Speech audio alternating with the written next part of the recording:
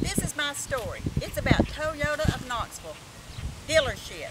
They done me wrong, bad wrong. I like Toyota. I've got a car. I love it. It's a good product. I had no problems with it. I was treated right. But you know, I went back to Toyota of Knoxville to try to get me a truck, a pickup truck. Oh, brother, was that a big mistake. You know what? I went down on Wednesday, May the 28th, made a deal. Good deal, I thought. Maybe a better deal than they wanted to do, as it turns out. Made a deal, bought a truck. They wanted my money down before they could go get one because they didn't have one on the lot. Fine. We'll have it in the morning. We'll send somebody in the morning to pick it up. You'll have it tomorrow. Friday at the latest. No problem. I don't care. I'll wait those 2 days. Come Friday, I called down there. Are we going to get a truck today? No, we're not getting a truck today. We can't find one. Okay, it's going to be Monday now. Okay, Monday. Placed 2 calls, got voicemail.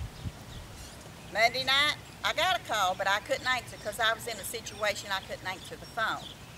Tuesday, I thought, you know, I'll just go down there face to face. I'll see, you know, what's going on. Sometimes you get better answers if you're looking at somebody. I went down. I was there for 2.5 hours waiting. I talked to 2 veterans sitting there, really nice customers.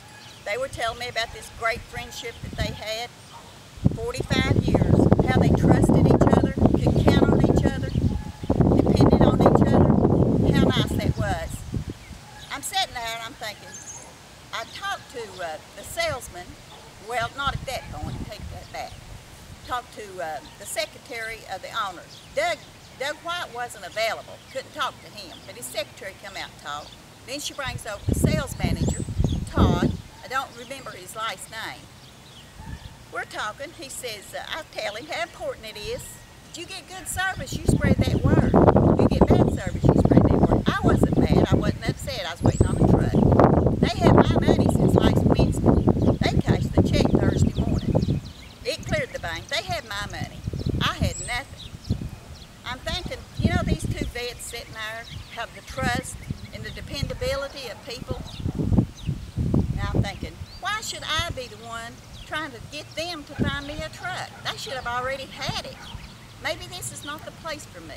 Maybe this is not the people I want to do business with. The general manager comes out. What was his name? Gene Morris. I don't want to get nobody's name wrong. So if I get it wrong, please excuse me. He comes out. He's trying to find me a truck. But you know, Todd told me when I was talking to him, I don't care what you tell your friends. I don't care what you tell your neighbors. It's not that important to me.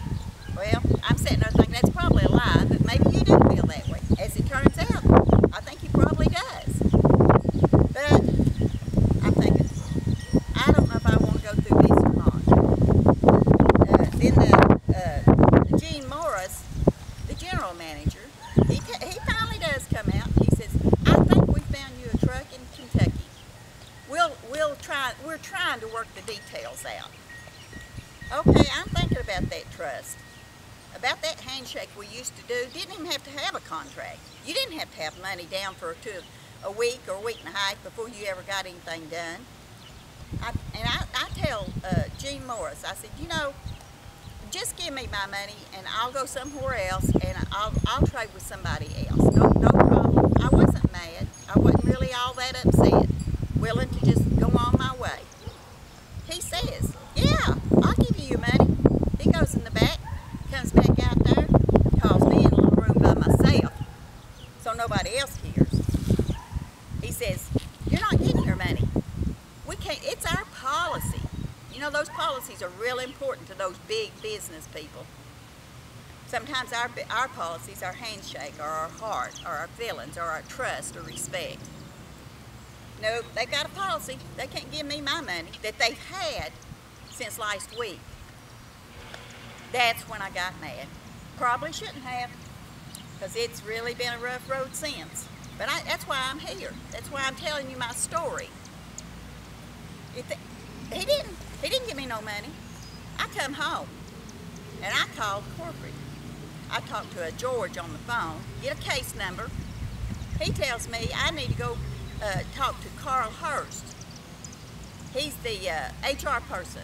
He's the person that takes care of problems. Damage control, I think is what they call it. But you know, let me think just a minute.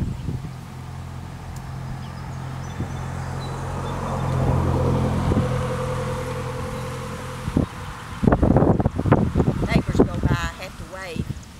They all give me support, my neighbors, my friends. People I ain't even heard of, people on the interstates, they go by, they honk, and they'll honk that horn, and they'll wave, give me their support. People's been through this before. I didn't realize or I never would have went down there.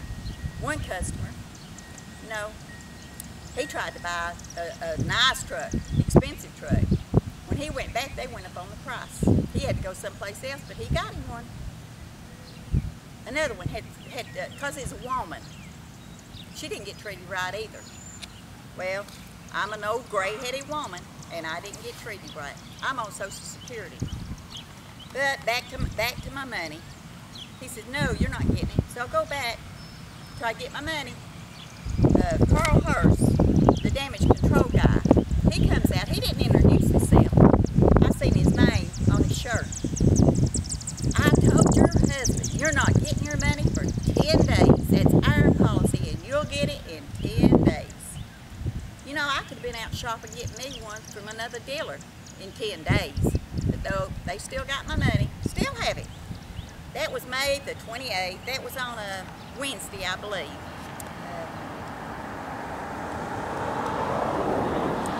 Wednesday the 28th, Thursday, Friday, Saturday, Sunday, Monday, Tuesday, Wednesday, Thursday, Friday, Saturdays. You know what? Today's the 12th day since I handed my check over. I don't have a truck. I don't have money. Toyota of Knoxville has the truck. Toyota of Knoxville has my money. I don't have anything except my hard feelings, trying to pass it on to somebody else, and I need to let it go. I need to not be angry. I don't need to be hurt, hard feelings. I guess that's that old cranky woman in me. I just can't. I can't let it go. It's in my heart. It's in my pocketbook. That old robber of that gun, he come up, didn't put my money. He's a robber. You expect it. Toyota of Knoxville, you don't expect it. You expect him to do good business. You expect him to treat you right. Act like you mean something. You know what? My husband tells me. He says, you know what? I don't know if it's about the money or the truck, or it's just you felt really offended. Well, I did. I was a great old big sucker. I wonder how many more suckers is out there. I hope you don't get caught like I did. Watch your pocketbook. Watch your heart.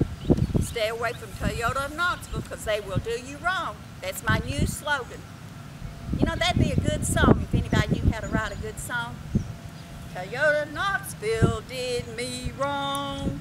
Amen to that. Sorry you had to listen to this old grumpy woman vent. But that's all I've got. I've got my tools, I've got my mouth, got my heart, got my friends, my neighbors. I've got more support than I ever thought I would have. People I've never met. I don't know.